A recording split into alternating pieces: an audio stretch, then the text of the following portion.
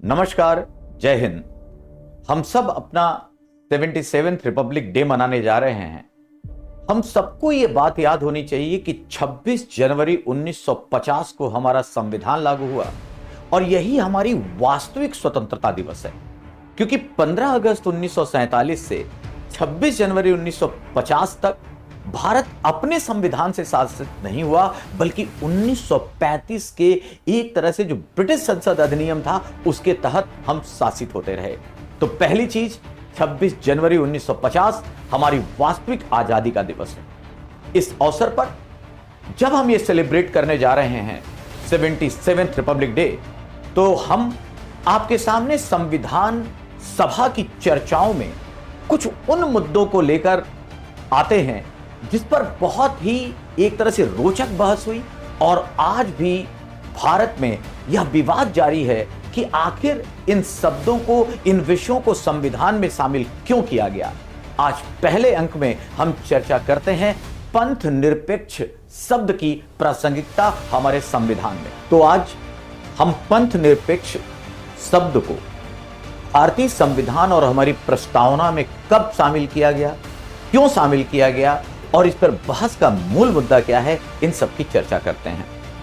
सबसे पहले अगर हम अपनी प्रस्तावना को देखें, हमारा जो मूल संविधान था जो 26 जनवरी 1950 को लागू हुआ, अगर हम ध्यान से देखें तो हमारे इसमें था सॉवरेन डेमोक्रेटिक रिपब्लिक, और इसमें सॉवरेन डेमोक्रेटिक रिपब्लिक को ही रखा गया था।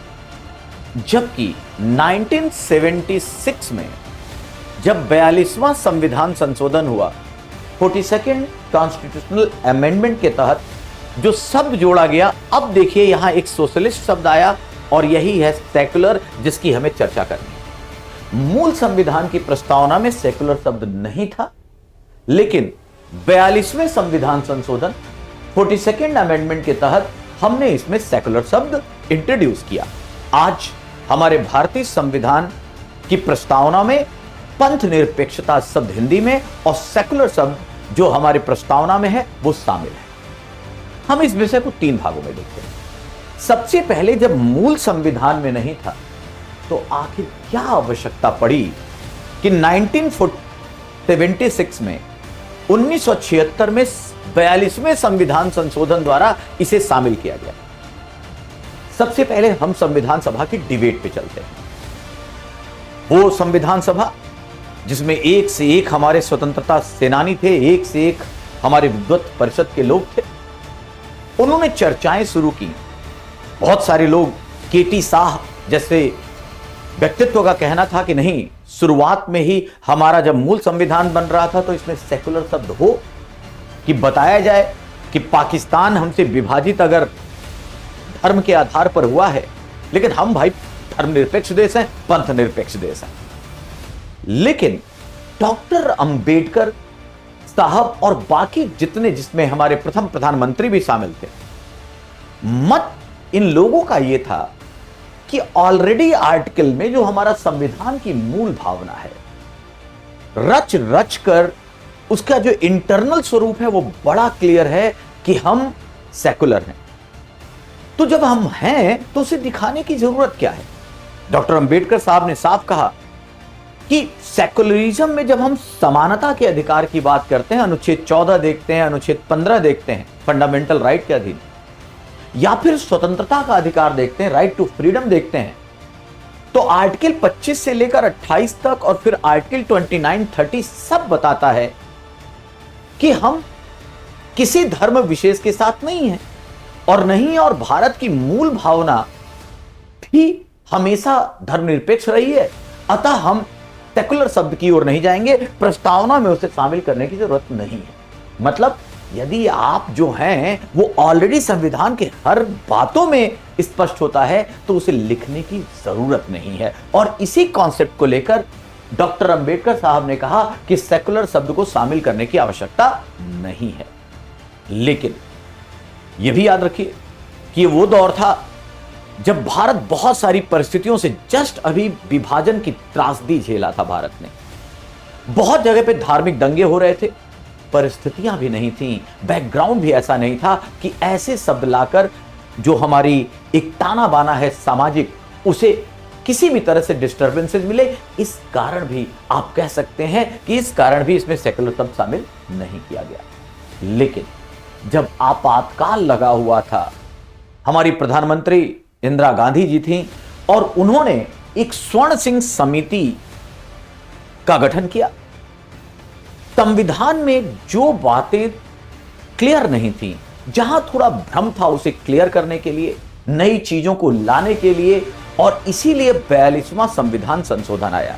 ये वो संविधान संशोधन है जिसे मिनी कॉन्स्टिट्यूशन भी कहते हैं। इतना व्यापक संविधान संशोधन है, बहुत सारी बातें इसमें आई और इसी के तहत सेकुलर शब्द अब जोड़ दिया गया। तो पहली चीज मूल में नहीं था, लेकिन संविधान संशोधन में आया। तो क्यों आया? तो यहां इसलिए आया क्योंकि जो बातें छुपी हुई थी, जहां अनक्लियरिटी थी, उसे क्लियर किया गया।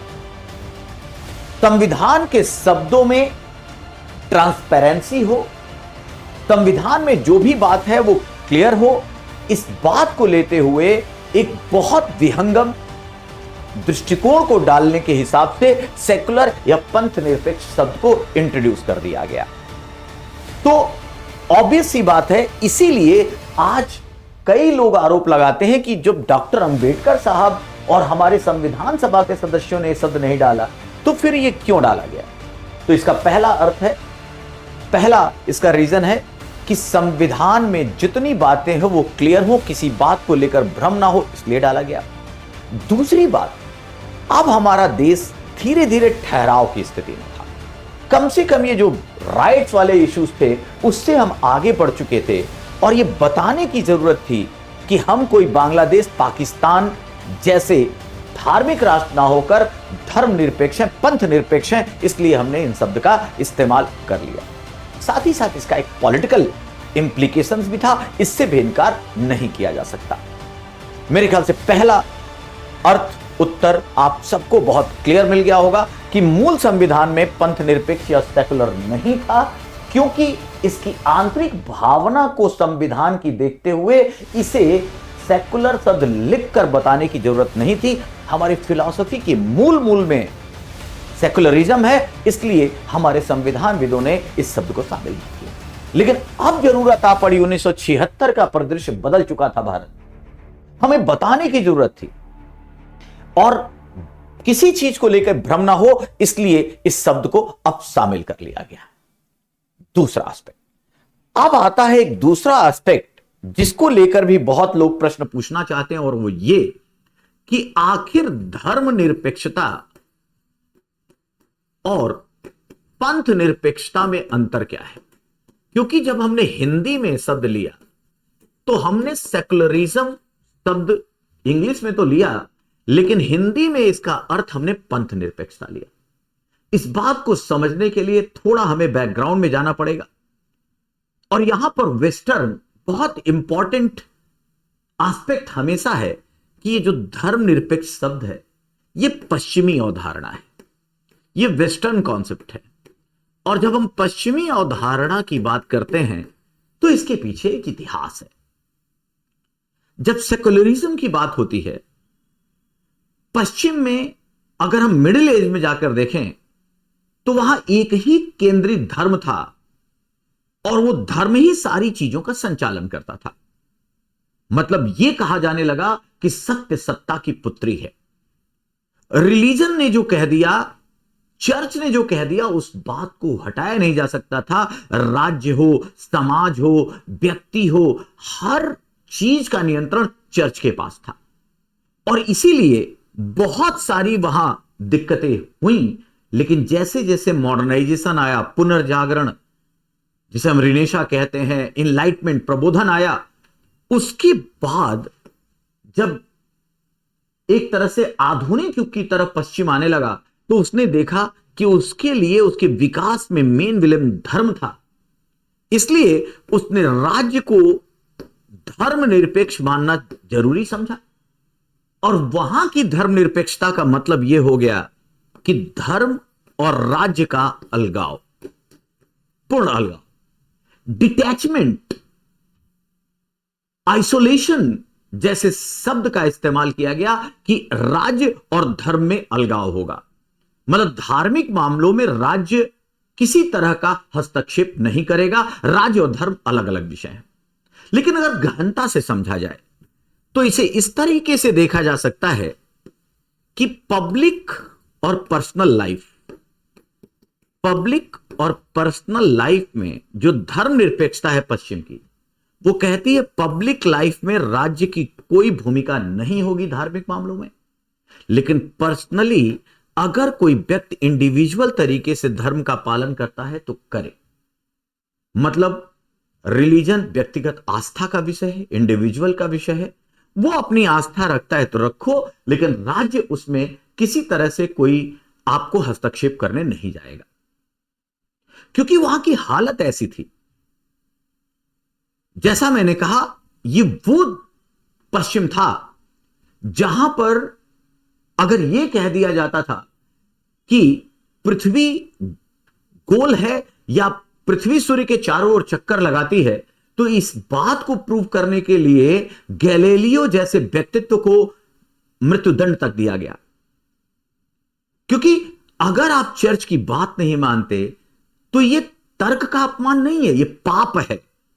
और पाप है और चर्च की बात काट रहे हो तो तुम मृत्युदंड के शिकार हो जाओगे। इतना धार्मिक रूप से एक तरह से बंधा हुआ था पश्चिम।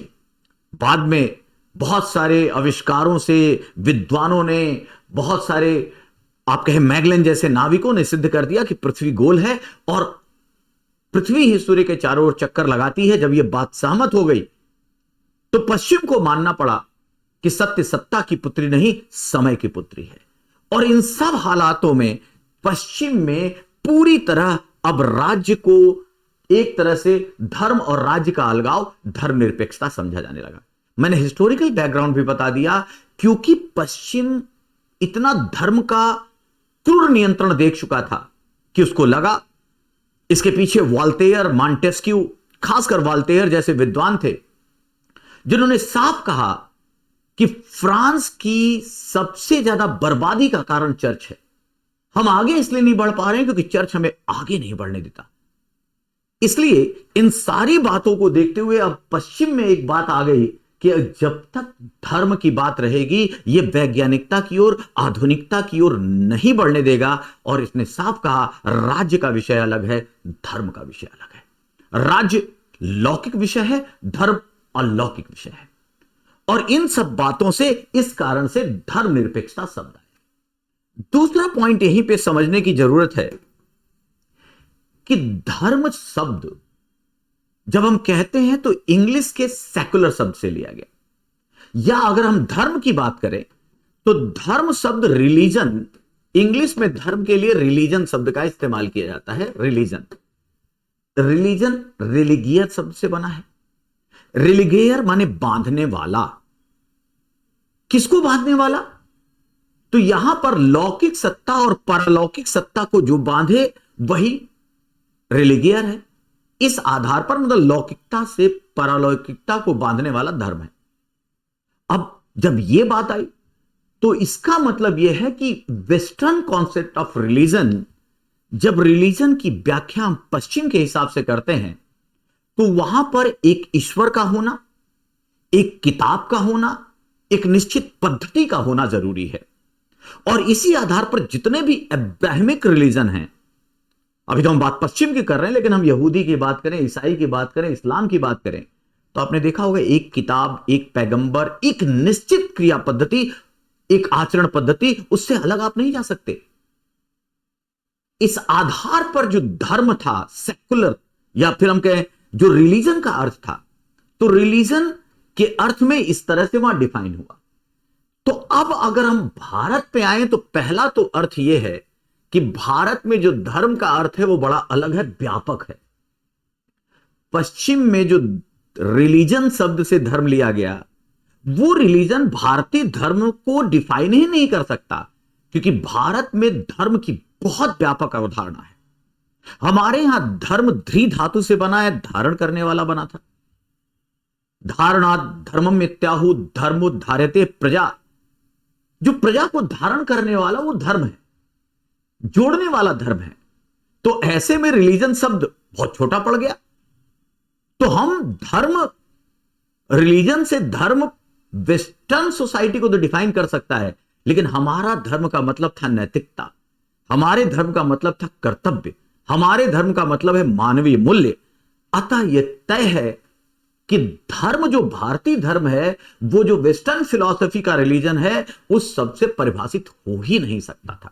हमारे धर्म को इंग्लिश में भी अगर लेना है तो हमें DHARMA धर्म ही लिखना पड़ेगा, रिलीजन डिफाइन कर ही नहीं सकता।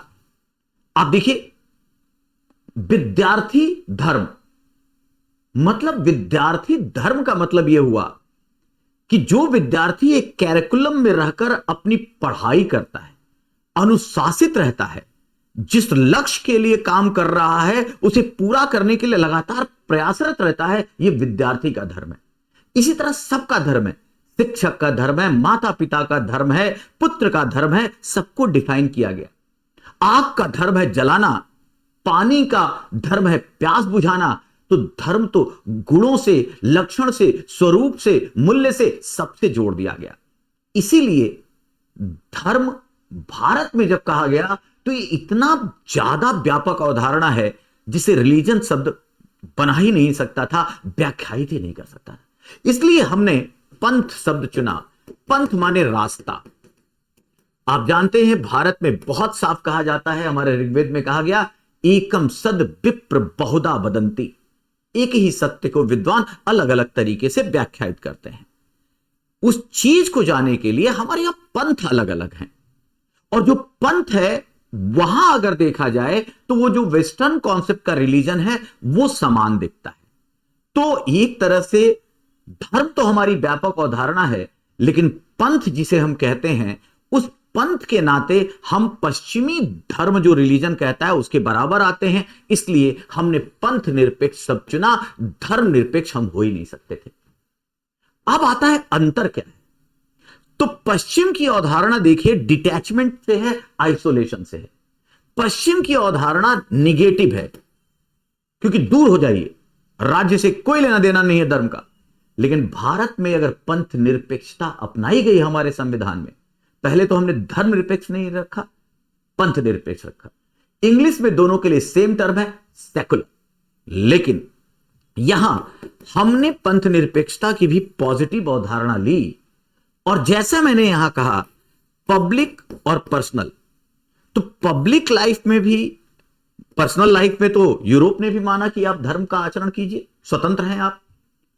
भारत ने कहा आप पर्सनल लाइफ में भी और पब्लिक लाइफ में भी आप जिस भी धर्म को चाहें आप स्वतंत्र हैं, क्योंकि हमने इसे सामाजिक विनियमन का विषय बनाया। हमने इसे समाज की जरूरत से जोड़ा और कहा कि राज्य अगर जहां पर भी सामाजिक सुरक्षा के लिए, सामाजिक विकास के लिए अगर कहीं धार्मिक मामला है तो वहां हस्तक्षेप कर सकता है।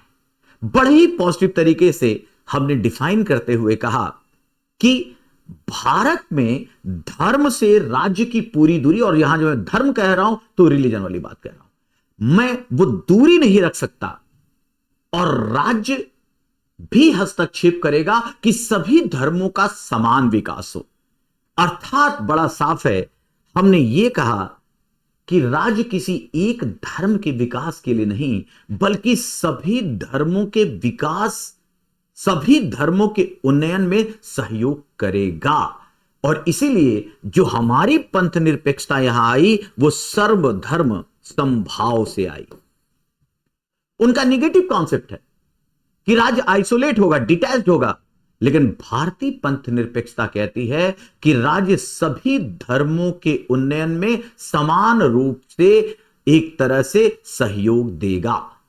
तो इस तरीके से जो अंतर हुआ वेस्टर्न सेकुलरिज्म और इंडियन सेकुलरिज्म में, हिंदी में कहें तो पश्चिमी धर्मनिरपेक्षता और भारत की पंथ निरपेक्षता में भी अंतर हुआ कि हमने अपने संविधान में यह साफ कह दिया कि हमारी पंथ निरपेक्षता पश्चिम की तरह आइसोलेशन या डिटैचमेंट पे आधारित नहीं है, निगेटिव कॉन्सेप्ट नहीं है, बल्कि पॉजिटिव है। हम सभी धर्मों के समान उन्नयन के लिए काम करेंगे। तो अब जो शब्द आता है कि आखिर पहले जब हमारे मूल, तो क्या ये बदल गया? हमारे जो मूल संविधान विदों ने कहा कि भाई सेकुलरिज्म की जरूरत नहीं है। तो इसे कुछ इस तरह से समझिए कि जैसे मैं इस कमरे में रहता था, ये मेरा कमरा है, लेकिन बाहर नेम प्लेट नहीं था, और अब मैंने बाहर नाम भी लिखवा दिया अपना, तो बाहर नाम भी हो गया और कमरा भी मेरा है। इसी तरह संविधान में देखिए, सेकुलरिज्म तो हम थे, सेकुलर तो थे हम, पहले लिखा नहीं था, अब वो स्पष्ट कर दिया गया प्रियम्बल में कि ये सेकुलर है।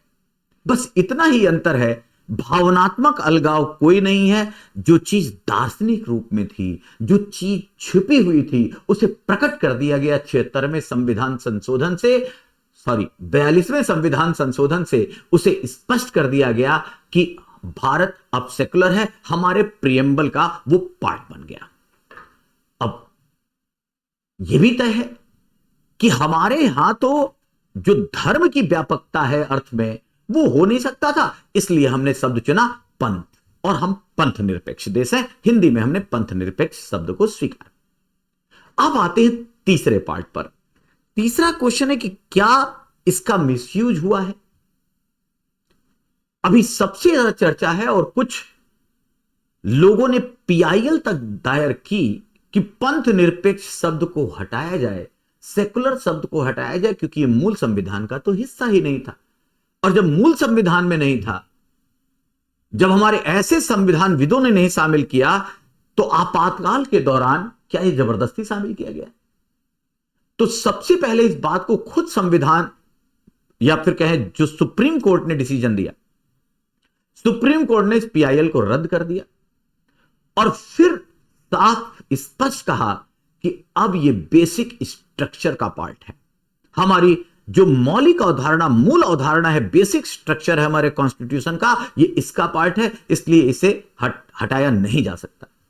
दूसरा तर्क यह कहा गया कि आपातकाल भले लगा हो उस दौरान जब 42वां संविधान संशोधन लागू किया गया, लेकिन जो इसकी प्रक्रिया थी, जो संविधान संशोधन की प्रक्रिया थी, वो पूरी तरह से संवैधानिक थी। अतः अब सेकुलर शब्द या पंथ निरपेक्ष शब्द को हटाया नहीं जा सकता।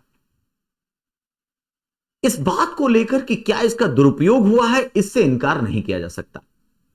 शुरुआत में खासकर पॉलिटिकल एम्बिशन को पूरा करने के लिए कई बार ऐसी चीजें देखी गई कि माइनॉरिटी की अपीजमेंट, हमारे यहां की दिक्कत यह हुई, इसकी मूल भावना की जगह यह माना जाने लगा कि जब मेजॉरिटी सेक्रीफाइस करे, डिफिनीशन को बदल दिया गया और कहा गया मेजॉरिटी सेक्रीफाइस पर आधारित है धर्मनिरपेक्षता, माइनॉरिटी अपीजमेंट पर आधारित है पंथ निरपेक्षता। और इस तरीके से कुछ चीजें चलती रहीं, जिसके कारण पॉलिटिकल स्फीयर में बहुत सारे डिबेट होने शुरू हो गए।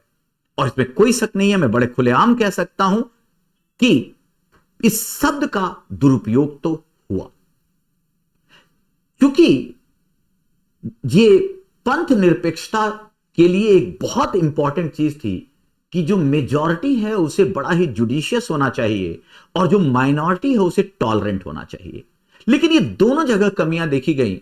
मेजॉरिटी और माइनॉरिटी के बीच Newton third law, action reaction की कुछ स्थितियां बनती चली गई, और पॉलिटिकल लोगों ने भी अपनी राजनीतिक रोटियां सेकना शुरू कर दिया, और पंथ निरपेक्षता के नाम पर निसंदेह एक वोट बैंक की राजनीति की गई। लेकिन अब अगर इस प्रश्न पे आए कि क्या प्रासंगिक है या इसे हटा देना चाहिए, तो यहां बड़ा स्पष्ट हो जाना चाहिए कि जब तक संविधान है, जब तक भारतीय संविधान की आत्मा है, दर्शन है, तब तक इस शब्द का महत्व है, प्रासंगिक है। भारतीय अपने मूल नेचर में, भारत का जो सनातन है, भारत की जो अपनी परंपरा है, वो मौलिक रूप में पंथ निरपेक्ष या धर्म निरपेक्ष ही है। हम शुरू से यूनिटी इन डाइवर्सिटी की बात करते हैं, हम विविधता में एकता की बात करते हैं। हमारा वैविध्य ही तो हमारी पहचान है, हम सबको साथ लेकर चलने वाले हैं। अतः यह बात तो सही है कि चाहे वैदिक हो तो बौद्ध और जैन साथ में है, भक्ति है तो सूफी भी साथ में है। इस तरह से ही हमारी परंपराएं आगे बढ़ी हैं। वैसे भी जो वीएस नायपॉल कहते हैं अपनी किताब इंडिया ए वुंडेड सिविलाइजेशन में कि भारत ये मॉडर्न कॉन्सेप्ट का स्टेट नेशन या नेशन स्टेट नहीं है, भारत तो एक सिविलाइज्ड नेशन है। भारत किसी, अगर हम व्याख्या करें अपने पुराने पूरे इतिहास को देखते हुए, संस्कृति को देखते हुए, तो याद रखिए ना तो हम एक तरह से धार्मिक राष्ट्र हैं और ना अधार्मिक राष्ट्र हैं, हम एक कल्चरल राष्ट्र हैं। और जब कल्चरल राष्ट्र होंगे हम एक सांस्कृतिक विरासत वाले राष्ट्र हैं, और जब कल्चरल राष्ट्र हैं तो इन सबको हमें एक गुलदस्ते की तरह सबको साथ लेकर चलना है। और ऐसे में इस शब्द की प्रासंगिकता हमेशा बनी है कि ये क्लियर हो जाए कि हम किसी एक धर्म या हम किसी एक पंथ के साथ नहीं, हम सभी धर्मों के विकास से जुड़े हुए लोग हैं, और इसी का नाम भारत है। जो भारतीयत्व है, उस त्व की पहचान, उस भारतीय होने की पहचान ही इसी परंपरा में है कि सबका साथ, सबका विकास की बात उसमें शामिल हो। इसलिए इस शब्द को हटाने से ज्यादा इंपॉर्टेंट है कि इस शब्द का पॉलिटिकल गलत इस्तेमाल ना हो। हमें जो हम सब, चूंकि संप्रभुता के लिए, भारत की संप्रभुता के लिए बड़ा स्पष्ट किया गया है, we the people of India, हम भारत के लोग। जब भारत के लोग जागरूक होंगे, जब भारत के लोग शब्दों का अर्थ समझते होंगे, जब भारत के लोग इसके पीछे की नकारात्मकता को समझते होंगे कि राजनीति उनका गलत इस्तेमाल कर रही है, तो अपने आप सारी चीजें स्पष्ट हो जाएंगी। भारत बड़ा साफ कहता है, मैं एक उदाहरण से इसे स्पष्ट करना चाहता हूं। किसी भारत के किसी राज्य का मुख्यमंत्री भगवा पहन सकता है, किसी पीठ का, धार्मिक पीठ का एक तरह से महंत हो सकता है।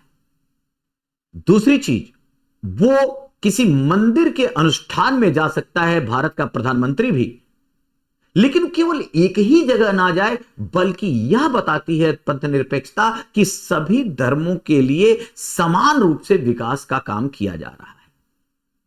यूरोप में जो धर्म निरपेक्षता है, मान लीजिए यूरोप में कोई व्यक्ति इस्लाम का पालन करता है और वो हज जाना चाहता है, यूरोप कहता है भाई हम इसमें कोई रुकावट नहीं डालेंगे, आप जाइए, आपका पर्सनल मुद्दा है। लेकिन भारत में अगर कोई इस्लाम को मानने वाला व्यक्ति है, हज जाना चाहता है, तो हम न केवल उसे वहां जाने के लिए कहेंगे चूंकि उसकी पर्सनल इच्छा है, लेकिन हम उसे सहयोग भी करेंगे, हम उसे पासपोर्ट में सहयोग देंगे, हम उसे सब्सिडी देंगे। और केवल हज के लिए नहीं, अगर इसी तरह कुंभ का मेला लगेगा हरिद्वार में, प्रयागराज में, तो वहां पर भी उसके आयोजन में राज्य जो है शिरकत करेगी। तो इस तरीके से हम सभी धर्मों को उसके विकास के लिए, उसकी उन्नति के लिए सहयोगात्मक भाव रखते हैं, जबकि यूरोप कहता है ये आपका पर्सनल मुद्दा है, राज्य पब्लिक रूप में आपको कोई सपोर्ट नहीं करने जा रहा है। तो ये मूल अंतर इस उदाहरण से समझना चाहिए। धन्यवाद।